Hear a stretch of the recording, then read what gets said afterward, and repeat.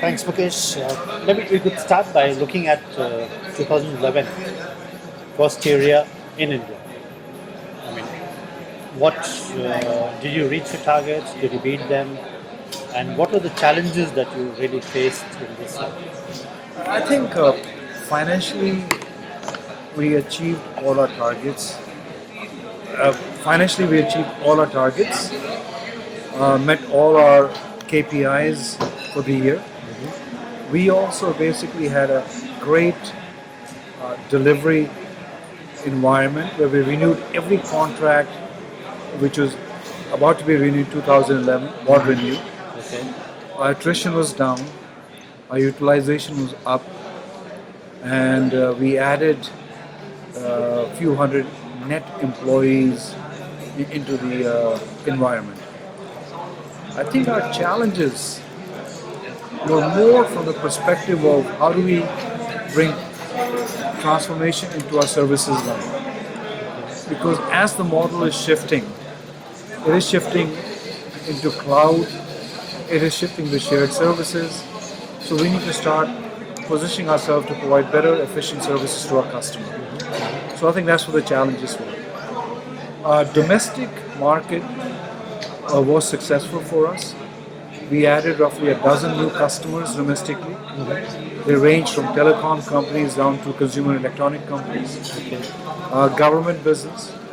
We feel that we built a platform in 2011 to drive it in 2012 much more effectively. Okay. Let's talk a little bit of the domestic market and domestic customers for you. First of all, how do you place them in terms of, if you compare the deal size with and the margins that you have in India compared to your, French or other customers that you have? Well, deal size always will be smaller in India compared to what happens in Europe. So they were smaller. I think from margin side, because it's domestic market, you're competing much more aggressively head-on with the Indian pure plays also. So margins were also lower. But the key thing was we are gaining market share. To me, that's important. And more important is we're bringing solutions which are built for our European customer, European markets, into the Indian domestic market. And that's our go-to-market strategy also. So for 2011, what's the percentage of domestic versus international customers for you? Still very small, very small. I think less than 5%, but it's growing, exponentially. What figure would you be happy with? What's the optimum figure for you? It's going on.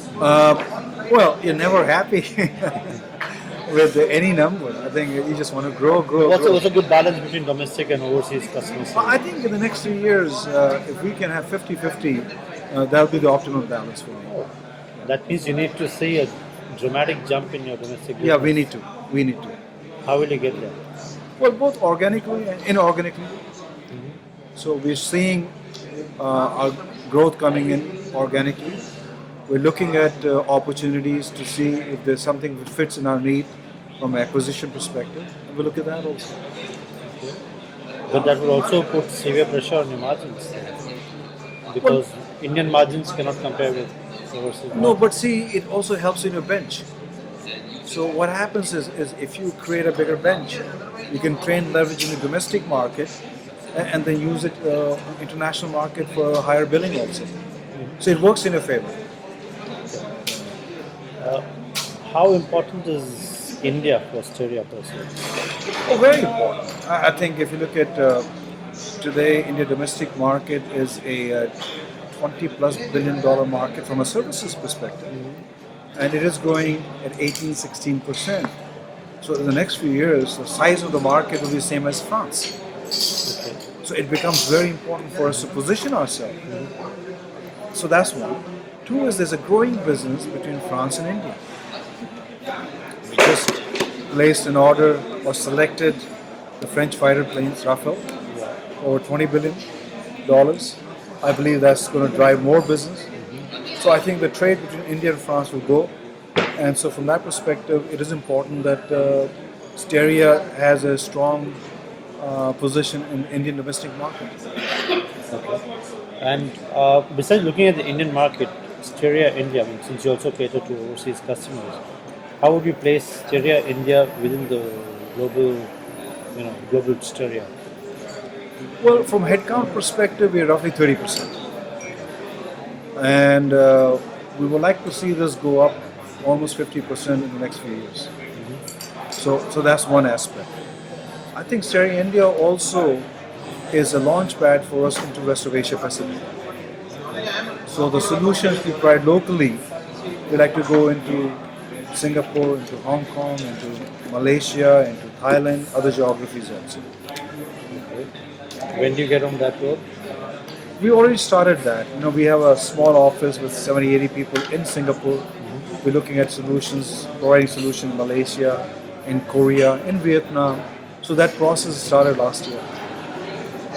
How badly has Steria been impacted by the Eurozone crisis and the general slowdown in the world?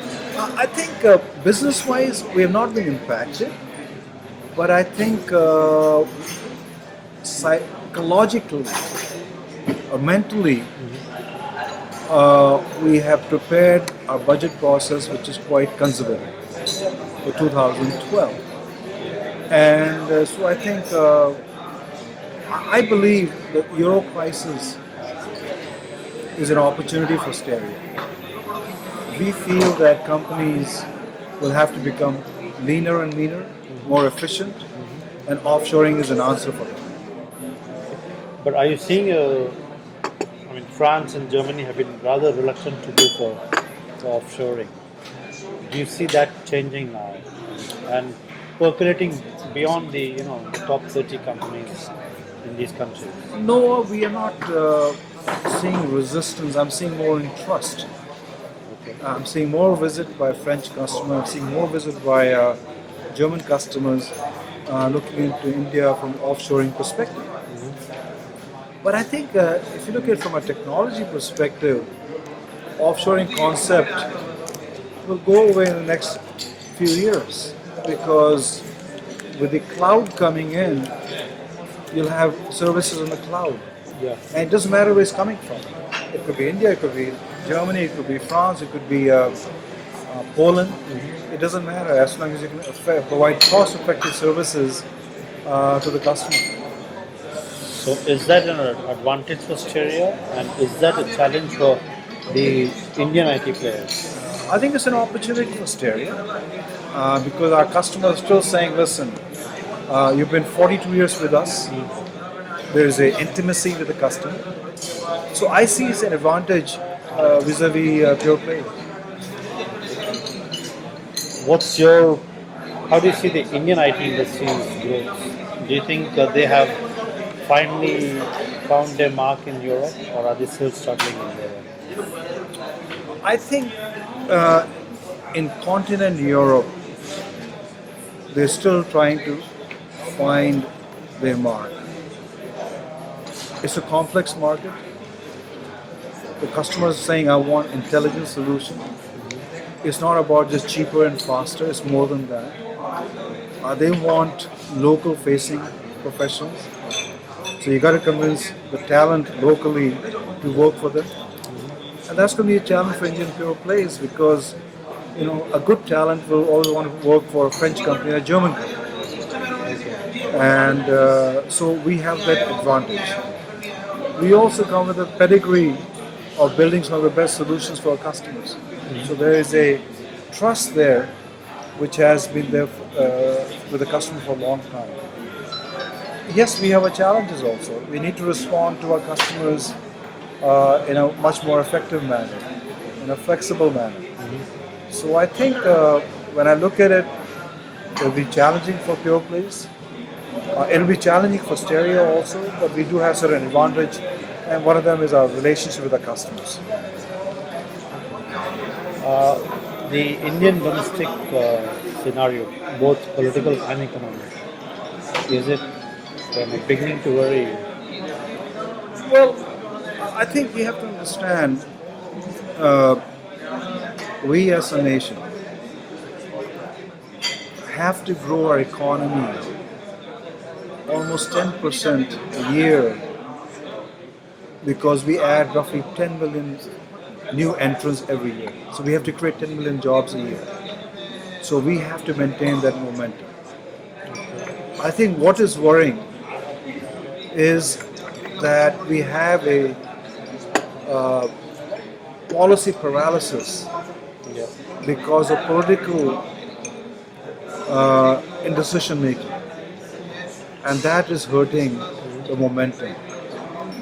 And if we don't fix that, I believe it will be very challenging, very difficult for the country to kickstart the momentum in an immediate fashion. Do you see that paralysis going on? I mean, what would cause it to go away? Well, obviously, I think if you have a clear majority of a single party in the center, but if you look at the forecasters, we are in here for coalition government for a long, long time. Yeah. You have states with different political leaderships. And so I don't see that going away. And I believe that for India to take off, we need to make bold decisions. When I say bold decisions, it's like when the United States made a decision that they'll send a man to the moon. Yeah. We need to think out of the box. In coalition government, you can't do that. So I see a lot of challenges in the next 5 to 10 years in the country. You mentioned that you could look at some acquisitions to grow in India. What kind of acquisitions? What is the size of the deal that you're looking at? Which vertical? Well, I think it's not the size of the deal. For us, we're looking at acquisition which can help us drive growth for us in India. It would be footprint on a customer basis. It could be on the IP basis. It would be also recurring revenue basis. So size is not the issue. I think there are multiple things which do make a difference for us. Did you were you surprised by the 2G decision of the Supreme Court? And what do you think are the implications of that? Generally, though it's not directly linked to your industry, but does it give you a cause to worry? Well, it's positive and it's negative both. One, yes, I was surprised to cancel 122 licenses. I think it corrected the behavior of the previous telecom minister. So it sent a message to the current government, the future government. If you misbehave, then you have a Supreme Court which will come and step in and correct. I think it also sent a wrong message to external investors. And what guarantee they have when they come into the country that their investment will be protected? We need to find a solution to companies such as Telenor or to MR from Middle East, so their investments are protected. And I think we'll find some solution to it. But more important is within 4 months, I have to basically auction. I think there'll be more transparency, and which is normal. I think you got to boil the environment to purify the environment also, and that process, cleansing process, is taking place. And finally, a little bit about the OECD countries and what kind of economic situation do you see there? And does that represent an opportunity for India in some way? Well, I think if you look at, there's a fantastic opportunity for OECD countries to come into India. Let me tell you one thing. Next 10 years, roughly 400 million Indians will migrate from villages to the cities. We need very smart transport system. We need intelligent healthcare system. We need to think different about education system. Security. We can't build enough infrastructure, highways to accommodate all of that. So we need the technology. We need the renewable energy of the OECD countries to come in as partners. We're not saying help us. We're saying make money. Absolutely. And but bring a technology which is going to help us, because it is not going to be a, this migration is not just an India's issue. It becomes a global environment issue, because today roughly those 400 million also are almost zero carbon contributor. So once they have access to electricity, refrigeration, television, car, scooter, they will start contributing to C2 environment, which is not India's problem. It's a global problem. So I think it's a partnership which we have to explore, and it has to be a win-win partnership. So I think there's a fantastic opportunity for the OECD countries to come in and explore India from that perspective. Just one last question. It's about you mentioned carbon dioxide and pollution, etc. Do you think the IT industry is playing its due role in making Earth green or greener, or at least controlling the degradation of the environment? Well, it's tough to say.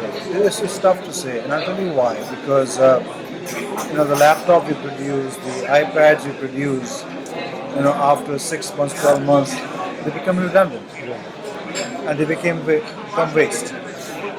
The electricity we consume. But I think other side we are. If you look at Steria France headquarters, it is a positive generating building. Okay. We contribute from that building to the local grid. So I think that's a trend which is taking place, and we Steria are very conscious about that. We basically, for example, for every time we take a flight, we contribute towards plantation of trees. Our mission is that we will be a zero carbon contributor, and we've been certified as one of the best green companies in Europe from that scenario. But from an overall IT perspective, I think we still have work to do, and hopefully other companies will do that also. But do you think, don't you think that IT could be used in a better way to make the earth greener? All the business processes, all the production processes can be made more efficient, less polluting. I absolutely. Say if you look at from our connectivity basis, we're using less paper, cutting less trees.